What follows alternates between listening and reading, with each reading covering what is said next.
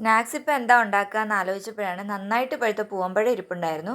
അപ്പോൾ അതും ഒരു പിടി തേങ്ങയും ഒരു 10-12 ബദാം പൊടിച്ചതും കൂടെ മിക്സിയുടെ ജാറിലിട്ടു. മെയിനായിട്ട് വേണ്ട ഐറ്റം റവയാണ് കേട്ടോ. വറുത്ത റവ ഞാൻ മേടിച്ചതാണ്, അല്ലാതെ പ്രത്യേകമായിട്ട് ഞാൻ വറുത്തിട്ടില്ല.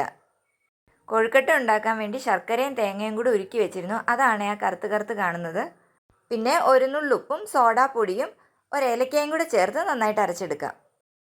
അത്ര ലൂസ് അല്ലാത്ത ഒരു കൺസിസ്റ്റൻസിയിലാണ് കിട്ടിയത്. അപ്പോൾ ഒരു അരക്കപ്പ് പാലും കൂടെ ചേർത്തിട്ട് ഒന്ന് ലൂസാക്കി ഒരു 10 മിനിറ്റ് റെസ്റ്റ് ചെയ്യാൻ വെച്ചു.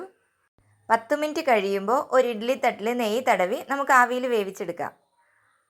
അധികം സമയമൊന്നും വേണ്ട, പെട്ടെന്ന് തന്നെ വെന്ത് കിട്ടുമേ. ഇത് നന്നായിട്ട് പൊങ്ങി നല്ല സോഫ്റ്റായിട്ട് വന്നിട്ടുണ്ടേ. ബദാം വാങ്ങിയത് കുറച്ച് ദിവസമായി വീട്ടിലിരിക്കുകയായിരുന്നേ. പാലിലടിച്ചൊക്കെ കൊടുത്താലും ഒരാൾ കഴിക്കും, ഒരാൾ കഴിക്കില്ല, അങ്ങനത്തെ അവസ്ഥയാണ്. അപ്പോൾ 2 പേർക്കും ഇഷ്ടപ്പെടുന്ന രീതിയിലാണ് ഇങ്ങനെ ഉണ്ടാക്കിയത്. ബദാമും പാലും ഒക്കെ ചേർത്തിട്ടുള്ളത് കൊണ്ട് തന്നെ നല്ല ടേസ്റ്റുമാണ്, ഹെൽത്തിയുമാണ്. എന്തായാലും ട്രൈ ചെയ്ത് നോക്കണം, അടിപൊളിയാണ്.